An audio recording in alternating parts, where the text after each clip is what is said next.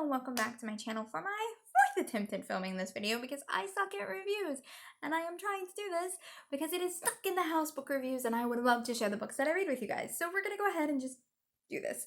Okay, so A Handmaid's Tale is the book that I've chosen for the first book. I really like it. It is set in a 1980s dystopian future. It follows a handmaid named Alfred, who, if you watch the series, is called June. I prefer to call her June over Alfred, so I will be referring to her as June, even though the book never refers to her as June. We never actually get her name. She is the mother of a daughter who is taken from her when Gilead is formed. So Gilead is this dystopian future for America. What happens is that the leadership of Gilead destroys the president. They kill the president, Congress, the vice president, basically our entire leadership. And then they form their own government. And one of the first things they do is they take away women's rights. And what makes this book so decisive and why everyone loves it and why you see the TV series and why you see women dressing up in the handmaid's outfit is it shows what happens when you allow fundamentalism to rule over you with impunity. It's ugh.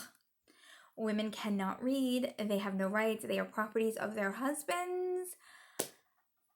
I mean, it's just absolutely terrible. That world is absolutely terrible. I cannot imagine not being able to read. I mean, obviously, I'm starting a book club, so that would be horrific. I love the book. June Alfred is an amazing character. We follow her through the Rachel and Leah Center, where we learn how she became a handmaid and how her husband, Luke, I don't think she knows. I sometimes have a hard time remembering between the two. I just recently read the book, but still, I also watched the series, so they're kind of learned together. But she doesn't know Luke is alive in the book, I believe. I believe she does not find out Luke is alive in the book. But Luke escapes to Canada. Their daughter, Hannah, is ripped from her arms and given to another family, a commander's family. The commanders are the leaders of Gilead. And then she is taken to the Rachel and Leah Center, where she's essentially trained to be a handmaid. And a handmaid is a woman who has committed some sort of sin against God and has to redeem herself by essentially being repeatedly raped until she has the commander's kid, because the wives can't have kids. They're deemed infertile, even though most of the men are probably the ones that are infertile. But in this misogynistic crap hole of an environment, men are never blamed for anything. So June is basically used as a human incubator. Yay, that's just baby machines. Yay. I can honestly see some fundamentalists as like their freaking wet dream of a society. But that's not the point. Focus. So we follow June through the Rachel and Leah Center all the way to her second posting. We don't hear much about her first posting, but in her second posting, which is where we meet Commander Waterford and Serena Waterford, who are the commander and the commander's wife.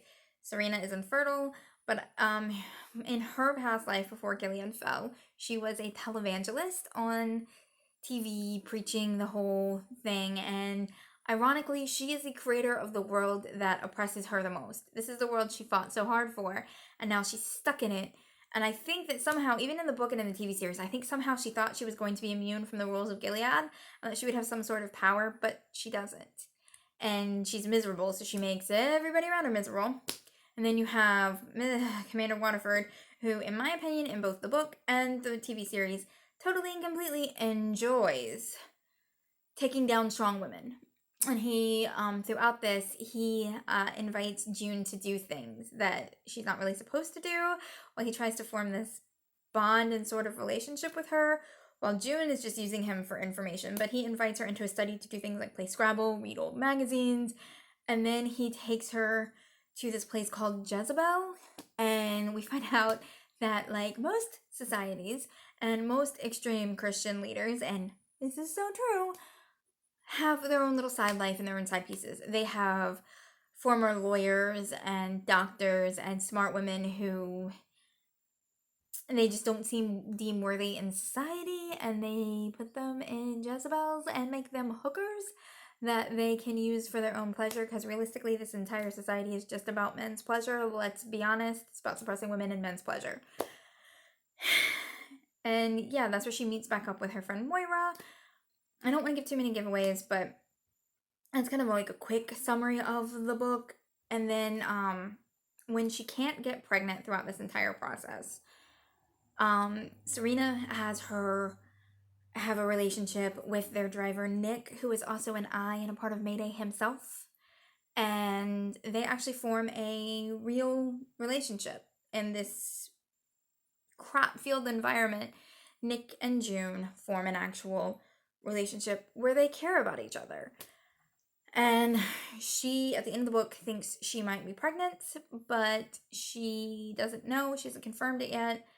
And it ends with Nick loading her into the back of a van with eyes, which is actually what we think is Mayday, but we never actually find out what happens to her in the book.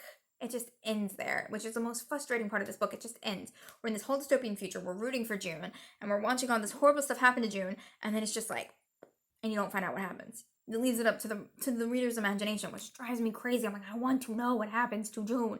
I want to know what happens to Offred. I want to know what happens to of Glenn and of Matthew and of all of them. I want to know so bad. I want to know. I need to know. I have to freaking know. But it doesn't tell you until the Testaments, when you find out later what happens. Kind of. There's still a whole lot of gaps in June's story that the show fills in, and the show is amazing. I love this book. I definitely think you should read this book. I would love to discuss it with you guys down in the comments. Don't rip me apart if I didn't get certain parts of it right. It's literally my 4th time, and this is my first book review. I'm hoping I will get better as I go. I got better at movie reviews, so hopefully we'll get better at book reviews. I don't know.